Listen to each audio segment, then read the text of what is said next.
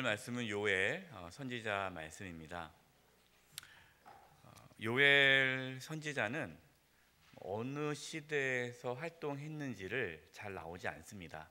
그래서 여러 선지자들이 있는데 특별히 요엘 선지자가 구체적으로 어디 시대에서 이렇게 활동했는지 신학자마다 좀 다양하고 그렇기 때문에 정확하게 잘 모릅니다. 뜻은 그 요엘이라는 선지자 이름의 뜻은 여호와는 하나님이시다, 여호와는 하나님이시다라는 뜻이에요. 요엘은 총 3장으로 나눠져 있습니다. 짧은 장이에요. 1장, 2장, 3장인데 구조는 간단합니다. 1장은 과거에 유다가 하나님의 심판을 받은 것에 대해서 말씀하고 있어요. 과거형입니다. 과거에 유다가 심판을 받았다.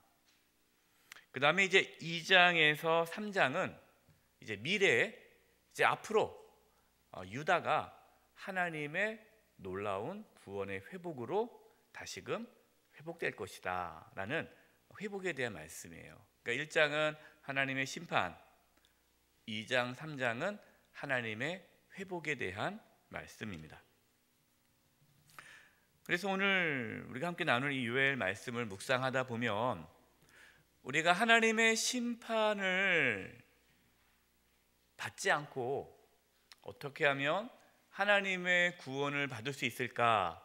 그 구원에 가는 과정이 요엘에 나와 있습니다. 그리고 유명한 말씀이죠. 이제 마지막 때가 되면은, 말세가 되면은 젊은이와 또 어르신들과 어린아이들에게 성령이 임해서 예언하고 꿈을 꾸고 환상을 보는 그 마지막 때에 성령이 임할 것이다라는 그 예언의 말씀이 요엘입니다. 요엘의 그 예언의 말씀이 사도행전에 이제 이루어지게 되죠. 그래서 이제 예수님의 그런 구속사, 그러니까 하나님의 구원의 과정을 이 요엘 선지자를 통해서 하나님께서 우리에게 말씀해 주십니다. 그래서 오늘 요엘 말씀을 통해 저와 여러분 가운데에 그런 하나님의 구원의 역사가 우리 10년 가운데, 우리 삶 가운데에 이루어지기를 간절히 소망합니다. 이제 말씀을 보도록 하겠습니다. 1번, 하나님은 자기 백성이 자신의 죄를 슬퍼하게 하십니다. 여러분, 이게 은혜죠. 뭐가 은혜냐? 자신의 죄에 대해서 슬퍼할 수 있는 게 은혜예요. 어떤 사람은 죄를 짓고도 그게 죄인지 몰라요. 그리고 이게 죄다라고 얘기해주면 기분 나빠합니다. 그걸 가지고 회개하거나 내가 잘못했습니다 하지 않고, 왜 나만 죄 짓냐? 왜 나만 그러고 그러냐? 다 그렇게 사는데 하면서 그것을 내가 가슴 아파하고 그렇게 하지 않아요. 많은 사람들은 죄를 지적하면 기분 나빠하고, 또 죄가 걸리지 않은 것을 좋아하고, 죄가 걸리면 재수 없이 걸렸다라고 생각하죠. 이것은 하나님의 은혜가 임하지 않은 거예요. 하나님의 은혜가 임하면 죄에 대해서 민감하게 되고, 죄를 지은 것에 대해서 마음 아파하고 슬퍼하고 괴로워하게 된다라는 것입니다. 저와 여러분 가운데 자신의 죄에 대해 슬퍼할 수 있는 은혜가 있기를 바랍니다. 1번이에요. 1의 1번, 하나님의 심판에 대해서 어떻게 해야 합니까? 요엘 1장 3절과 4절 제가 한번 읽어보겠습니다. 시작. 너희는 이 일을 너희 자녀에게 말하고 너희 자녀는 자기 자녀에게 말하고 그 자녀는 후세에 말할 것이니라. 팥쟁이가 남긴 것을 메뚜기가 먹고 메뚜기가 남긴 것을 느치가 먹고 느치가 남긴 것을 황충이 먹었도다. 팥중이, 메뚜기, 느치, 황충 나오는데 그냥 다 메뚜기 종류예요. 그러니까 지금 하나님께서 요엘 선지자를 통해서 무슨 말씀을 하느냐? 하나님의 심판을 받은 것을 누구에게요? 자녀에게 말하고, 그 자녀는 또 자기 자녀에게 말하고, 또 그 자녀는 또 자녀에게 말해라. 하나님의 심판. 그러니까 유다가 하나님의 심판을 받은 것에 대해서 숨기지 말고 자손들에게 알려줘라라는 겁니다. 근동 지역에는 메뚜기가 큰 재앙이죠. 뭐 다 농경 사회 아닙니까? 농경 사회인데 뭐 메뚜기가 오면은 그 다 그냥 먹어가는 거예요. 그냥 초토화가 되죠.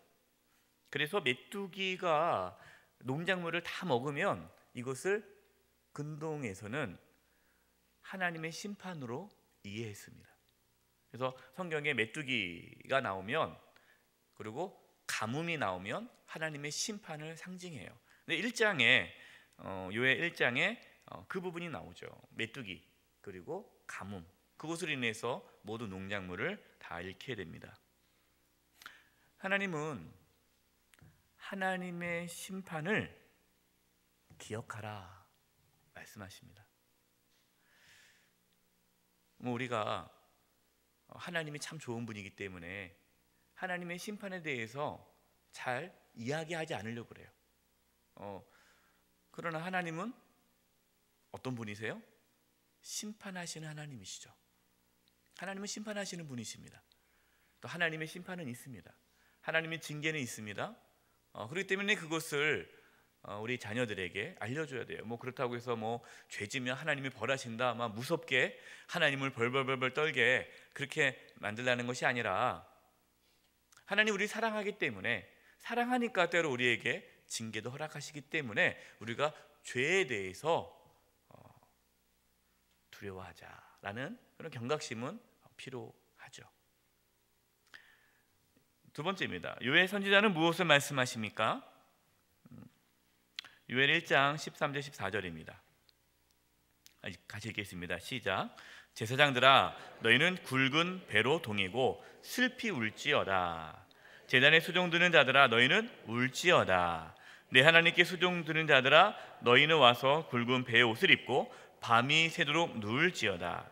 이는 소제와 전제를 너희 하나님 성전에 드리지 못함이로다. 너희는 금시기를 정하고 성회를 소집하여 장로들과 이 땅의 모든 주민들을 너희 하나님 여호와의 성전으로 모으고 여호와께 부르짖을지어다. 하나님의 심판이 임하며 하나님의 징계가 있을 때 어떻게 해야 한다는 겁니까? 울어야 한다. 우는 거예요. 근데 우는 것이 단순히 그 징계 때문에, 그 고난 때문에, 그 고난이 고통스러워서 우는 것이 아니에요. 우리가 하나님 앞에 울며 기도하는 것이 내가 사는 게 힘들어서, 어떤 분들은 서러워서 우는 분들이 있어요. 은혜 받아서 우는 줄 알았더니 가면 보니까 서러우며 복받쳐서 우시는 분들이 있어요. 물론 그것도 뭐 하나님이 다 받으시는데, 우리가 하나님 앞에 슬피 울며 기도하는 것은 내가 그 죄 때문에, 이 죄로 인해서 하나님과 관계가 깨어지고 하나님의 임재가 사라지고, 여기 나오잖아요. 이는 소제와 전제를 너희 하나님 성전에 드리지 못함이로다. 하나님과의 관계가 어그러진 거예요.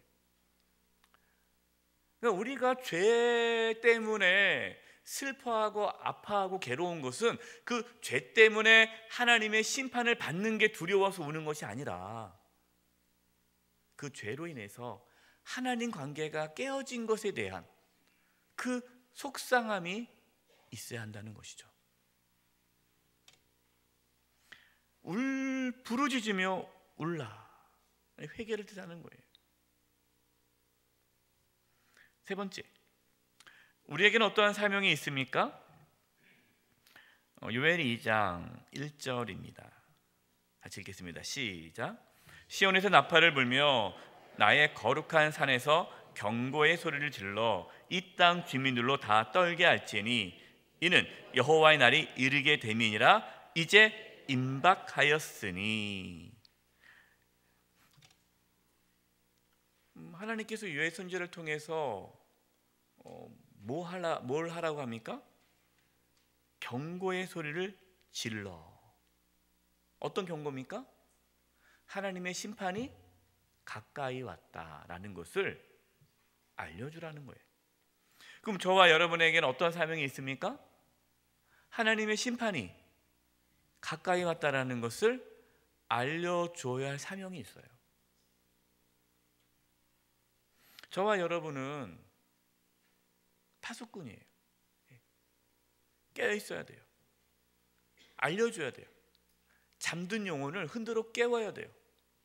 너 그렇게 자고 있다가 언제 하나님의 날이, 심판의 날이 도적같이 임할지 모르는데, 주님 오실 날이 언제 오실지 모르는데, 이렇게 그냥 평안히 있다가 갑자기 주님 다시 오시면, 여러분 예수님 다시 오신 날이 하나님의 심판이 도래하는 날 아닙니까?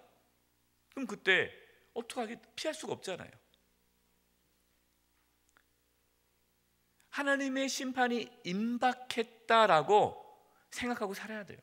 이것을 어려운 말로 무슨 신앙이라고 합니까? 종말론적인 신앙.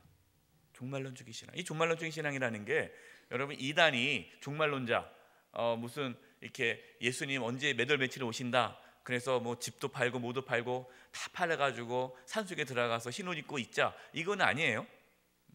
언제 오실지 모르죠. 그러나 오늘 밤에라도 주님이 오실 수 있다는 생각을 갖고 자신의 신앙을 돌이키며 점검하며 주님 앞에 깨어있는 신앙이 종말론적인 신앙이에요. 어떤 분들은 뭐 예수님이 내가 살아있을 동안에 예수님 안 올 것 같아, 이런 분이 있어요. 가장 좋은 게 죽기 전에 예수님 믿고 죽으면 제일 좋겠다고. 내 마음대로 살다가 죄 짓고 살다가 마음대로 살다가 죽기 직전에 회개하고 예수님 믿고 천국 가면 그게 가장 최고의 삶인 것 같다고, 이렇게 얘기하시는 분들이 있어요. 주님이 언제 오실지 몰라요. 우리는 언제 하나님 앞에 설지 모릅니다.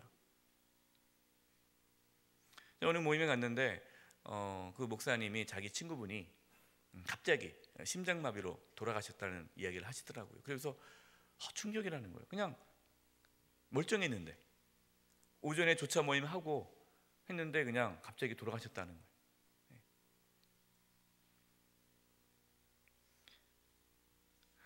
우리는 하나님의 심판이 임박했다, 주님 오실 날이 멀지 않았다, 이것을 알려줘야 돼요. 우리가 알려주지 않으면 그냥 이 땅의 삶이 영원한 것처럼 살아가는 사람들이 너무 많지 않습니까? 우리 사랑하는 가족 중에, 사랑하는 친구 중에, 이웃 중에 그냥 이 땅의 삶이 전부인 것처럼 그냥 하루하루 살아가는 분들이 있어요. 그분들에게 얘기를 해줘야 돼요. 하나님의 심판이 있다. 내가 너를 사랑하는데, 정말 사랑해서 하는 말인데, 하나님의 심판이 임하기 전에 예수님 믿고 구원받자, 이거를 알려줘야 돼요. 언젠가 믿겠지. 그러다가 주님 오시면 어떡하겠어요.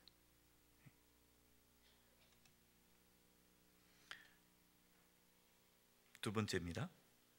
하나님은 자기 백성이 회개하고 돌아오게 하십니다. 하나님께서는 우리를 회개케 하고 돌아오게 하신다. 1번입니다. 하나님의 심판을 피할 자가 있습니까? 여러분, 하나님의 심판을 피할 자가 있어요, 없어요? 없어요. 요엘 2장 11절입니다. 읽겠습니다. 시작.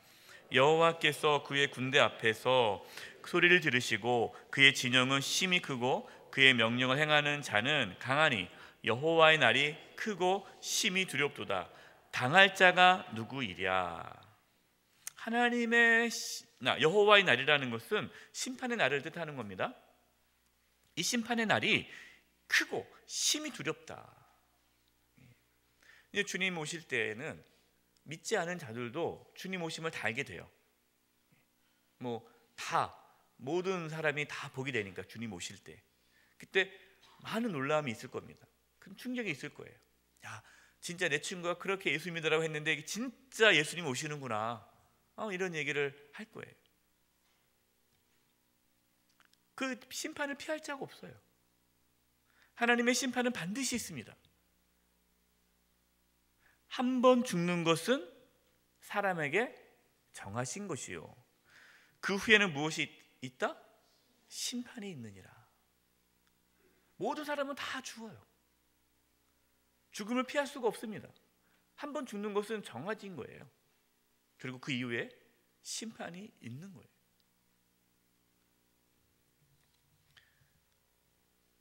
그래서 요엘, 이 선지서, 이 요엘의 말씀은 임박한 하나님의 심판을 경고하는 말씀이에요.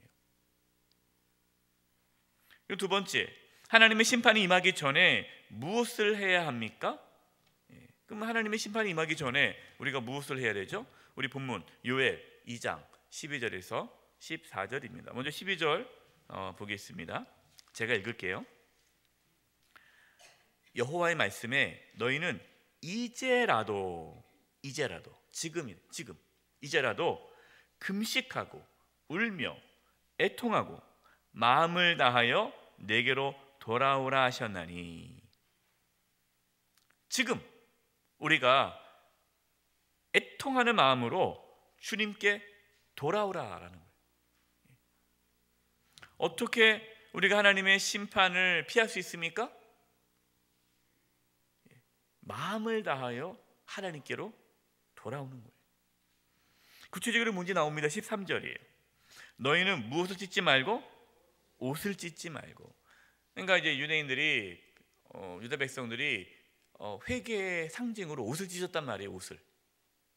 이거 필요 없다는 거예요. 옷 안 찢어도 된다. 보이려고, 남들 앞에 보이려고 회개할 필요 없다. 무엇을 찢으라? 마음을 찢고. 여러분, 우리는 마음을 찢어야 돼요. 옷을 찢지 말고 마음을 찢어야 돼요. 정말 우리가 진심으로 하나님 앞에 회개하고 나가야 됩니다. 내가 정말 죽을 수밖에 없는 죄인임을 진심으로 깨달아야 돼요. 머리가 아니라 마음으로 내가 죄인이라는 사실을 경험해야 돼요. 마음을 찢고 하나님께로 돌아올지라. 근데 우리가 마음을 찢고 회개하고 하나님께 돌아가는데 우리가 어떠한 믿음으로 돌아가는 겁니까? 13절에 그가 누구예요? 하나님이죠. 하나님은 어떤 분이세요?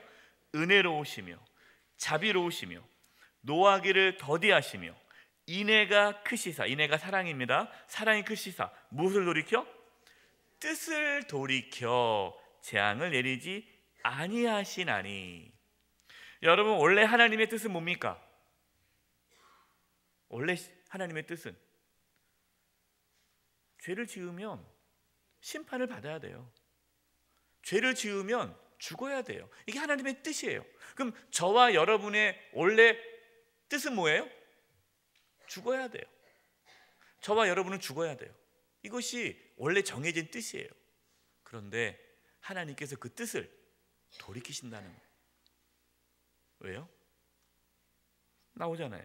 은혜로우시며 자비하시며 노하기를 더디하시며 사랑이 크시기 때문에 그렇게 하신다는 거예요. 우리는 그 하나님의 사랑을 붙잡고 회개함으로 하나님께 나가는 거예요. 여러분, 우리가 뭐 회개한다고 죄 용서 받는 거 아니에요. 어떤 분들은 내가 회개했으니까 당연히 내가 죄 용서 받아야지. 권리가 아닙니다. 우리가 죄 용서 받는 건 권리가 아니에요. 은혜죠, 은혜. 14절이에요. 주께서 혹시 마음과 뜻을 돌이키시고 그 뒤에 복을 내리사 너희 하나님 여호와께서 소제와 전제를 드리게 하지 아니하실는지 누가 알겠느냐. 그렇게 해줄 수 있지 않겠느냐. 뭐 이게 무슨 말입니까? 혹시 그렇게 안 하시더라도 할 말이 있어요, 없어요? 없어요. 여러분, 하나님께서 저와 여러분을 용서하지 않는다고 해서요 하나님 어떻게 우리한테 이룰 수 있습니까? 따질 수가 있어요, 없어요? 없는 거예요. 혹시 마음과 뜻을 돌이키시고 복을 내리사. 그 복이 뭡니까? 너희 하나님 여호와께 소제와 전제를 드리게 하지 아니하실지. 소제와 번제, 이거는 소제와 전제가 제사잖아요. 그러니까 하나님과의 관계가 회복되는 거죠. 이게 은혜예요. 하나님의 심판이 임하기 전에 우리가 할 일은 마음을 찢고 내가 죄인임을 인정하고 진심으로 주님께 돌아가는 거예요. 이것이 어떻게 가능합니까? 여러분, 어떻게 우리가 이 마음을 찢고 하나님께 돌아가는 일이 어떻게 우리 가운데 이루어질 수 있죠? 예수님을 믿을 때 그것이 가능해지는 거예요. 이게 로마서 12장 말씀이에요. 마음에 뭘 받아? 변화를 받아. 하나님이 기뻐하시듯이 무엇인지 분별하도록 하라.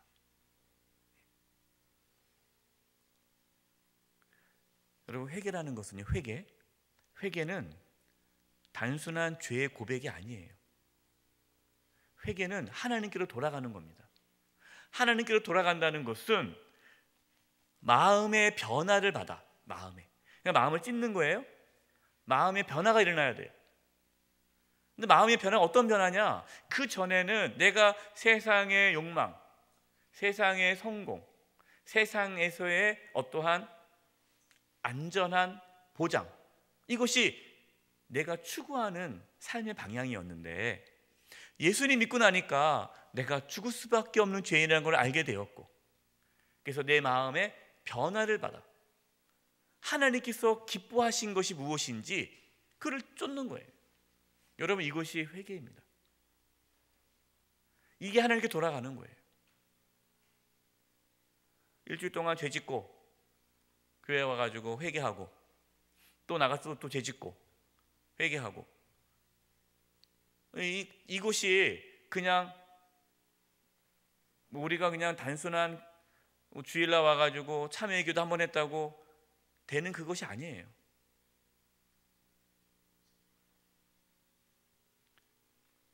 예수님을 믿을 때, 정말 우리가 예수님을 믿을 때 우리는 마음의 변화가 일어납니다.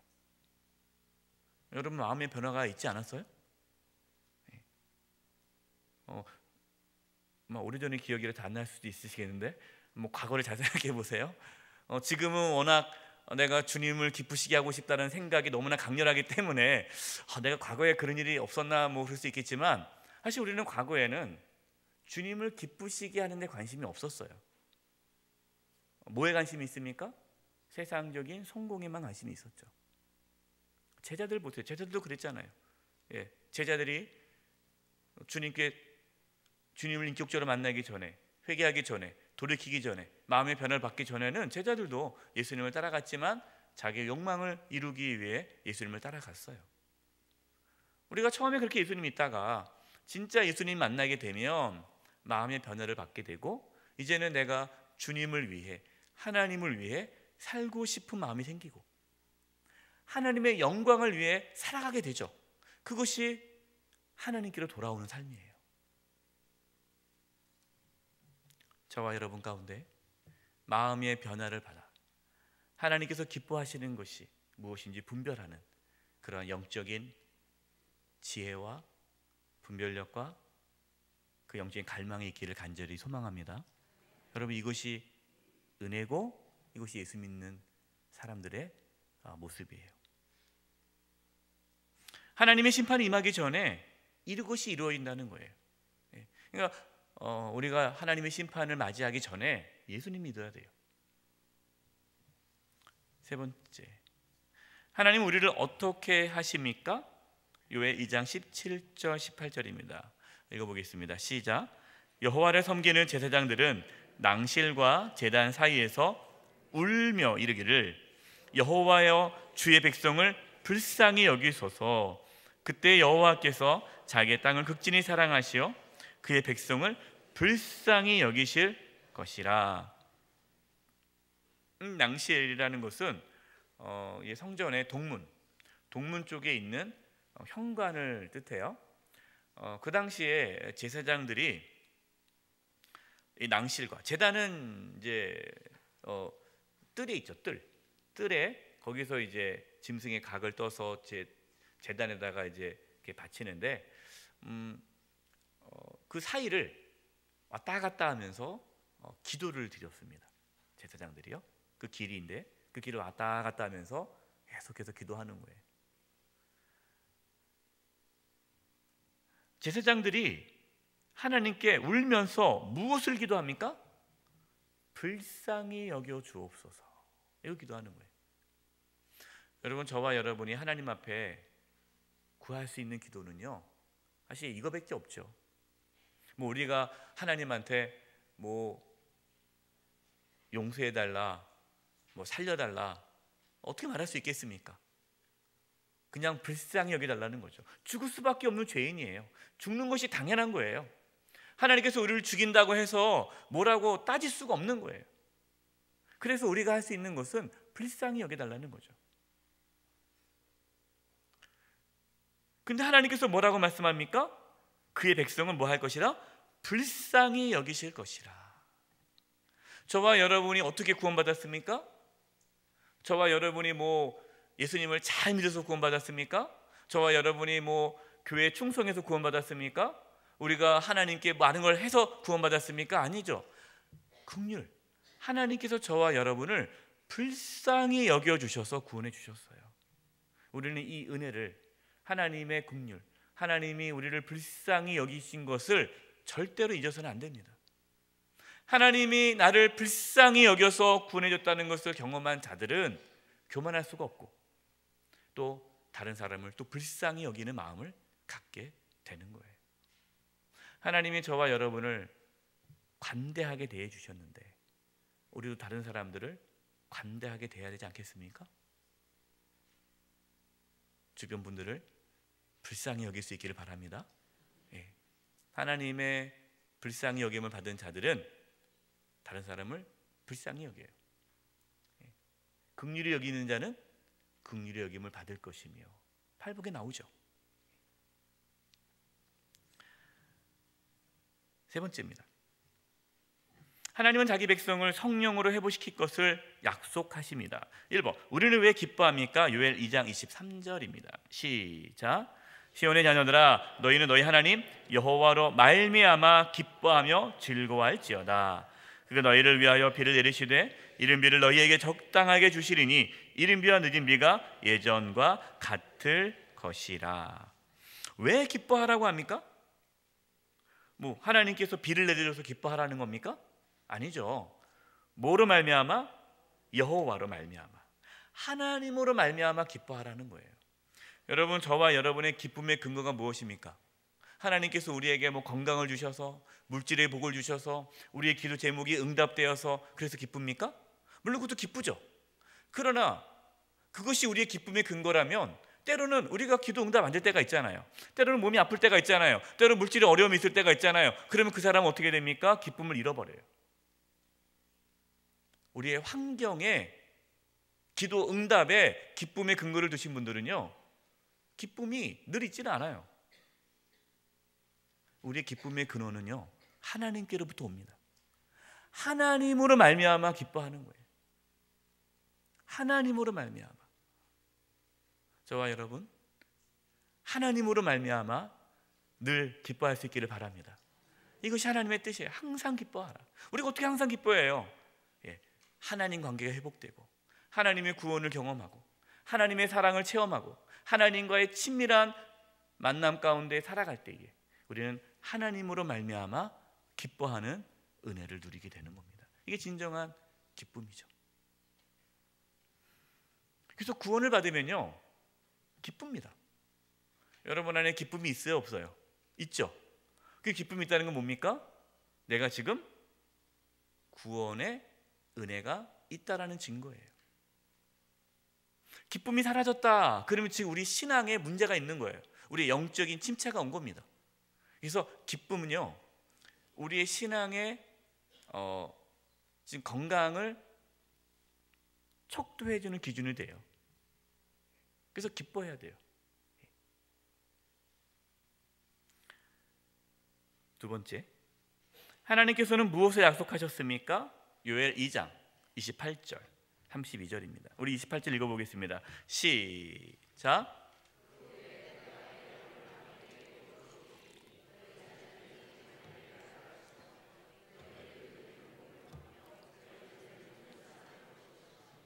아멘.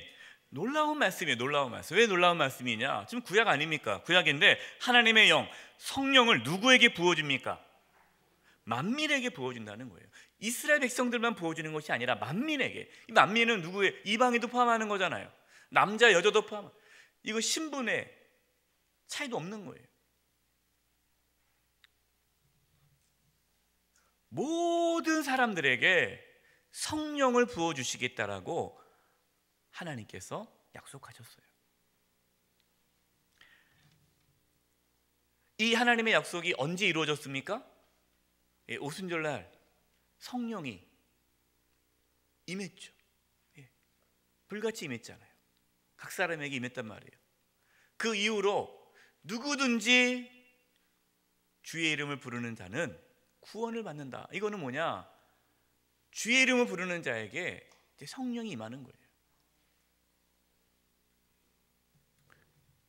이제 세 번째, 하나님의 약속은 어떻게 이루어졌습니까? 사도행전 2장 38절 39절입니다. 읽어보겠습니다. 시작. 베드로가 이르되 너희가 회개하여 각각 예수 그리스도의 이름으로 세례를 받고 죄 사함을 받으라. 그리하면 성령의 선물을 받으리니 이 약속은 너희와 너희 자녀와 모든 먼데 사람 곧 주 우리 하나님이 얼마든지 부르시는 자들에게 하신 것이라 하고. 이제 오순절날 성령이 제자들에게 임했어요. 그리고 제자들이 나가서 이제 복음을 전합니다. 베드로가 성령이 충만해서 복음을 전해요. 그때 이 말씀을 들은 예루살렘에 있는 유대인들이 가슴을 치며 회개를 하죠. 그러면 우리가 어찌할꼬? 우리가 어떻게 해야 구원을 받을 수 있습니까? 이제 우리 어떻게 해야 합니까? 라고 질문을 하자 베드로가 이 말씀을 전하는 거예요. 회개하라. 먼저 회개하라는 거예요. 여러분, 우리가 하나님의 구원을 받으려면요, 먼저 회개해야 돼요. 내가 죽을 수밖에 없는 죄인이라는 것을 마음으로 고백해야 돼요. 죄인임을 인정해야 돼요. 그리고 각각입니다. 뭉탱이가 아니에요. 한 사람 한 사람이 예수 그리스도의 이름으로 세례를 받고, 세례를 받는다라는 건 뭐죠? 예수님께서 나의 죄 때문에 십자가에 죽으시고 또 부활하심으로 내가 죄사함 받고 하나님의 자녀가 되었다는 신앙 고백이 있어야 세례를 받는 거잖아요. 예수님을 나의 주라 고백해야 세례를 받는 거잖아요. 세례라는 것은 공적인 자리에서 내가 예수님을 믿는다고 선언하는 거예요. 쉬운 일이 아니죠. 왜냐? 그 당시에 예수님을 믿는다는 것은 어려움이 있잖아요. 기존 사회, 기존의 종교 지도자들의 반하는, 어떻게 보면 지금 기존 질서에 반하는 일을 해야 되는 거예요. 그럼 목숨 걸고 믿어야 돼요, 예수님을요. 나 그냥 세례 안 받고 예수님 믿을 테니까 세례만 안 받게 하면 안 될까요? 안 된다는 거예요. 어떤 분들은 이러죠. 자기는 세례 안 받겠다고. 또 어떤 분들은 내가 꼭 교회를 나가야 되냐, 예수 믿는 거냐고. 내가 다 예수 믿는다고. 내 안에 다 예수님이 있다고. 근데 교회는 안 나와요. 물론 여러분, 교회를 나와야 구원받는다는 건 아니에요. 그러나 정말로 예수 믿는다면 공적으로 우리가 예수 믿는다라고 고백할 수 있어야 되죠. 그렇게 회개하고 세례를 받고 뭘 받으라? 죄 사함을 받으라. 죄 사함을 받아야 돼요. 우리가 예수님을 믿을 때에 우리가 죄 사함을 받는 거예요.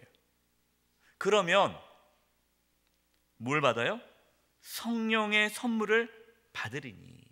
성령님이 우리 가운데 임하시는 거예요. 예수님께서 이 땅에 오신 이유가 뭡니까? 우리에게 성령을 주시기 위해 오셨어요. 성령이 임하셔야 하나님이 우리와 함께하는 삶을 살아갈 수가 있습니다. 죄사함이 목적이 아닙니다. 죄사함의 목적이 아니에요. 죄사함은 성령이 우리 가운데 임하기 위해서 필요한 것이 죄사함이에요. 그래서 죄사함이 필요한 거지 죄사함 자체가 목적이 아니에요. 궁극적인 목적은 하나님이 우리와 함께 하는 것이 구원이에요.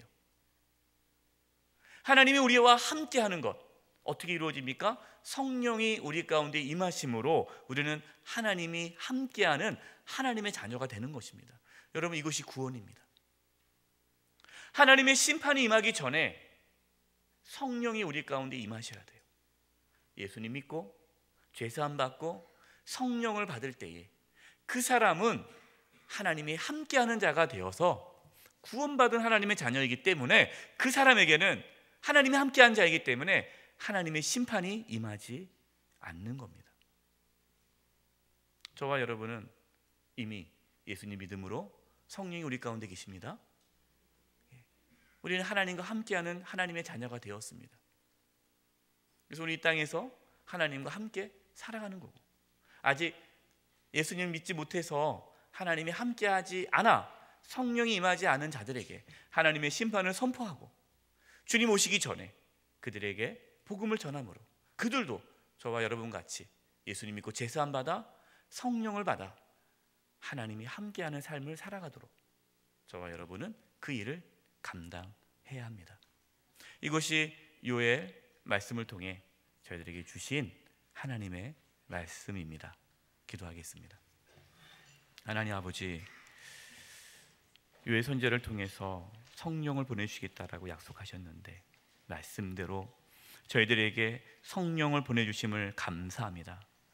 이제 저희가 이 땅에 살아가면서 성령 하나님과 함께 살아가게 해주시고 동행하는 삶을 살게 해주시고 아직 주님을 알지 못하는 자들에게 주의 복음을 전함으로 그들에게도 하나님의 영이 임하는 놀라운 은혜가 있게 하여 주시옵소서. 예수님의 이름으로 기도드립니다. 아멘.